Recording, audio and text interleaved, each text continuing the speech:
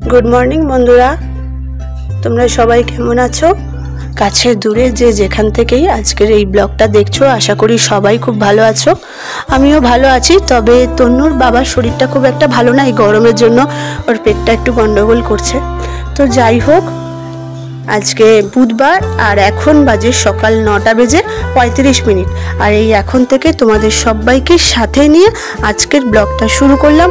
আশা করি আজকের ব্লগটা তোমাদের সবার খুব ভালো লাগবে। তো আজকে সকালে টিফিনে তন্নুর স্কুলে নিয়ে গেছে রুটি আর আলু ভাজা, সাথে ছিল 2টো কলা। আর তন্নুর বাবা সকালে বললো রুটি পরোটা কিছুই খাবো না, আমি মুড়ি ভিজিয়ে খাবো। তো ওকে মুড়ি ভিজিয়ে দিয়ে দিয়েছি, আর আমার জন্য 2খানা পরোটা মচমচে করে ভেজে নিয়েছি আর 1 কাপ চা। যদিও এই গরমে বেশ কয়েকদিন হলো পরোটা খাওয়া হয়নি, রুটি খাওয়া হচ্ছিলো, তো আজকে আমি একাই খাবো, ওই জন্য একটু পরোটাটা করে নিলাম। একা খাবো বললে ভুল হবে, আমার সাথে তো মুকুও টিফিন করছে, তবে মুকু পরোটা খুব একটা পছন্দ করে না, ও রুটিটা দিলেই খায়। তো তোমরা তো দেখেইছো রুটিটা খুব ভালোই খায়, কিন্তু পরোটা একদমই খেতে চায় না। তো যাই হোক, ঠিক এই এখন থেকে শুরু করে তোমাদের সবাইকে সাথে নিয়ে আজকের ব্লগটা শুরু করলাম। তো দেখতে থাকো, আশা করি আজকের ব্লগটা তোমাদের সবার ভালো লাগবে। তো বন্ধুরা, ঘরদোর ঝাড় দিয়ে পরিষ্কার করা হয়ে গেছে, আর এদিকে ভাতের চাল ভিজিয়ে দিয়েছি, মাছ এনেছে, মাছটাও ধোয়া হয়ে গেছে। আর এই যে ঘরদোর পরিষ্কার করছিলাম, মুকু কোথায় উঠেছে দেখো, মুকুকে কোথায় তুলে দিয়েছিল, দেখতে পেয়েছো মুকু কোথায়? এই যে টেডির পাশে শুয়ে আছে। ওরও খুব গরম হচ্ছে, এই ঘরে এতক্ষণ পাখা চলছিল, ওই জন্য ওকে এই ঘরে বিছানায় তুলে দিয়েছি। আর ঘরটা ছাদ দেওয়া হয়ে গেছে, ওপরে ঠাকুর যে আজকে ক্যামেরা মাছ হবে, যে মাছটাকে আমি নুন হলুদ মাখিয়ে রেখেছি, এখানে ভাতের চালটা ভিজিয়ে দিয়েছি। তো চলো রান্নাটা বসিয়ে দিই। তো বন্ধুরা, ভাতের চালটা তো ভিজিয়ে দিয়েছি, আর ভাতের জলটাও বসিয়ে দিয়েছি, গরম হচ্ছে। আর এইদিকে ততক্ষণে আমি ঘরদোর মোছাটা শুরু করে দিলাম, কারণ ভাতের জলটা বসিয়ে দিও গরম হতে অনেকটা সময় লাগবে, ততক্ষণে এই ঘরটা আমার মোছা হয়ে যাবে। যতটা কাজ এগিয়ে যায় আর কি, একটা করতে করতে আর একটা কাজ তো এগিয়ে যাই। আমরা রান্না বান্না করতে করতে অনেক সময় এদিক ওদিক অনেক কাজই করে নিই, যেমন রান্না করতে করতে রান্নার বাসনগুলো মেজে নিই, এইরকম। তো চলো ওই ঘরটা মুছে নিয়ে চলে এসেছি রান্নাঘরে। ভাতের চালটা একটু ভেজানো থাকলে কি হয়, ভাতটা খুব তাড়াতাড়ি হয়ে যায়, আর ভাতটা বেশ ঝরঝরেও হয়। এটা আমার অনেক দিনের পুরানো অভ্যাস, সকালে টিফিন খেয়ে উঠেই আমি ভাতের চালটা ভিজিয়ে দিই। তারপর মানে যতক্ষণ পরেই হোক, ঘন্টাখানেক পর হয় বা ঘন্টা 2 পরে হলেও ভাতটা বসাই। এতে কি হয়, চালটা বেশ ভালো করে ভিজেও যায়, ভাতটাও আমার তাড়াতাড়ি হয়ে যায়, আবার দেখবে চালটা ভেজানো থাকলে ভাতটা বেশ ঝরঝরেও হয়। তো চলো, কথা বলতে বলতে চালটা ধুয়ে তুলে দিলাম ভাতের হাঁড়িতে। আর এদিকে ওই ঘরটা তো মোছা হয়ে গেছে, মানে তনু যে ঘরটা পড়াশোনা করে সেই ঘরটা মোছা হয়ে গেছে, এই ঘরটা মুছলেই হয়ে যাবে। আর এই ঘরে আমার খাটের তলায় জিনিসপত্রে ভর্তি বলতে এই ঘরে কাজকর্ম হয়েছিল, তারপর শীতের জিনিস এখনও সেইভাবে তোলা হয়নি, অনেক জিনিসই কাচাকুচি হয়ে গেছে, মানে শীতের পোশাক অনেক কিছুই কাচাকুচি হয়ে গেছে, ওই সব এক একটা করে ব্যাগে ব্যাগে ভরে রেখেছি। ভরে সেগুলো খাটের তলায় কাপড় চাপা দিয়ে মানে ব্যাগের ওপরে আবার কাপড় চাপা দিয়ে রেখে দিয়েছি, সময় করে ওগুলো সব তুলতে হবে।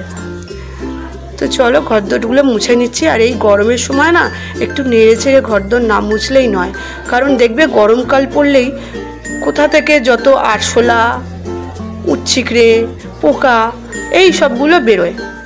আর আমার ঘরে যেন অন্য সময় আরশোলা থাকেই না, এই গরম পড়লে কোত্থেকে যেন 2-1টা আরশোলা আসে, কে জানে।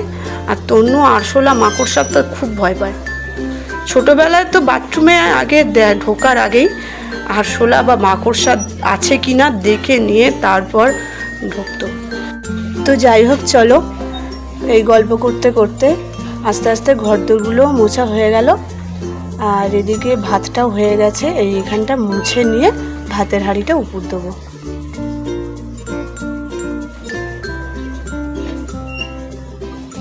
তো ভাতের হাঁড়িটা উপর দিয়ে নিয়েছি, আর আজকে এনেছে তো ট্যাংরা মাছ, তোমাদের তো দেখিয়েই দিয়েছি। আর এই অনেক সময় এই আঁশির মাছগুলো ভাজার সময় খুব ফাটে, আর তেল চারিদিকে ছিটকে হাতে পায়ে সারা গায়ে ফুসকা পড়ে যায়। তো আগে কি করতে হয়, নুন হলুদের সঙ্গে একটুখানি ময়দা দিয়ে মাছটাকে ম্যারিনেট করে রাখতে হয়। আমিও তাই করেছি, মানে মাছটা যখন নুন হলুদ মাখিয়েছি সামান্য একটু পরিমাণে ময়দা মাখিয়ে নিয়েছি। ময়দা মাখিয়ে নিলে কী হবে, মাছটা আর ফাটবে না। আর অবশ্যই মাছ ভাজার সময় কড়াতে খুব অল্প পরিমাণে তেল দিতে হবে, খুব কম তেলে একদম আঁচ কমিয়ে আস্তে ধীরে ভাজতে হবে। আর অবশ্যই ঢাকা দিয়ে দিয়ে ভাজতে হবে, না হলে মাছের তেল ছিটকাবেই। আর এই আঁশির মাছগুলো ভাজা মানে এই গরমে গরম তেলের সঙ্গে নিজেদেরকে যুদ্ধ করা। আর এই যুদ্ধ করতে হলে, মানে এই আঁশির মাছ ভাজতে হলে অবশ্যই হাতের কাছে সাঁড়াশি আর ঢাকা দেওয়ার জন্য থালা হাতের কাছে একদম রেডি করে রাখতে হবে। মানে কড়ার মধ্যে মাছটা দেওয়া মাত্রই মানে সাথে সাথেই তোমাকে একদম কড়াটা ঢাকা দিয়ে দিতে হবে, না হলেই মাছ ফাটতে শুরু করবে। যতই যাই মাখাও না কেন, আমি ময়দা মাখিয়ে নিয়েছি, নুন হলুদ মাখিয়েছি, সামান্য কাঁচা তেলও দিয়েছি।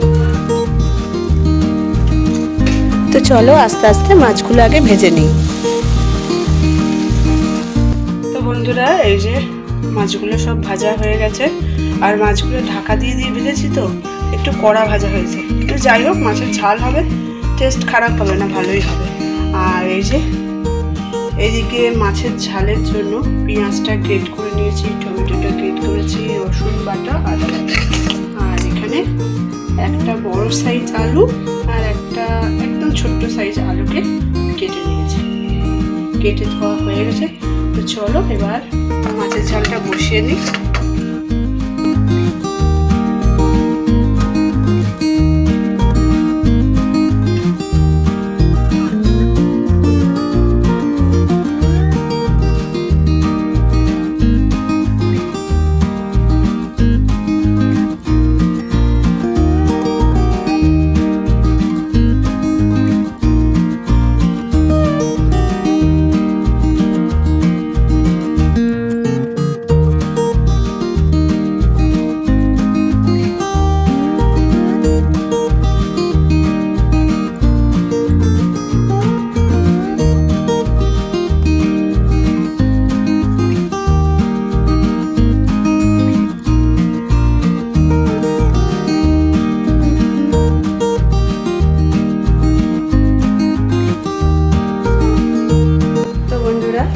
কড়াতে মাছের ঝাল বসিয়ে দিয়েছি, মাছের ঝালটা একটু ফুটুক, ততক্ষণ তোমাদের একটা জিনিস দেখাই, দেখে নাও।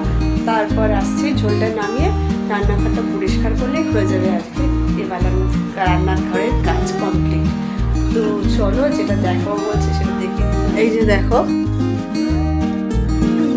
মুকু একাই শুয়ে আছে ঘরের পিছনে, এমনি ওর মধ্যে চুপচাপ শুয়ে আছে। এমনি খুব লক্ষ্মী, কোনো অন্যায় কোনো কিছু কাটা দুষ্টুমি করা এসব কিছু করে বসে আছে, বা কামড়ে নেওয়া আঁচড়ে নেওয়া এইসবগুলো করে বসে আছে। ওকে শুনছে, কানটা খাড়া যখন ও শুনছে। চলো, আর এই যে বিছানায় রেখেছি বলে যে বিছানায় পটি করেছে, টয়লেট করেছে, কিছুই করেনি, করে না এরকম। বিছানায় পটি টয়লেট কিছুই করে না। প্রায় আমি মাঝে সাঝে বিছানায় তুলে দেখেছি ওকে, পটি টয়লেট কিছুই করে না। তো ওইদিকে গল্প করতে করতে এদিকে মাছের ঝালটা হয়ে গেছে, আর সেটা নামিয়েও ফেললাম। আর মোটামুটি এবেলার মতো রান্নাবান্না কমপ্লিট। আর এবার হচ্ছে রান্নাঘরটা পরিষ্কার করার পালা। এই যে আমিষ রান্না বলো, নিরামিষ রান্না বলো, যে কোনো রান্না করি না কেন, ভাজাভুজি করতে গেলে না এই গ্যাসের পিছনের যে দেয়ালটা, মানে এই টাইলসের ওপরে ভাজার তেলগুলো ছিটকে ছিটকে পড়ে। যে কোনো রান্নাবান্না করলে সেগুলো ছিটকে পড়েই থাকে। তো সেগুলো যদি আমরা নিয়মিত পরিষ্কার করে ফেলি তাহলে আর নোংরাটা হয় না। এই তেল ছিটকে ছিটকে পড়তে পড়তে একটা তেল ছিটে নোংরা পড়ে যায় দেয়ালগুলোতে, গ্যাসের উপরটা, তারপর ওই গ্যাসের স্ল্যাবটা।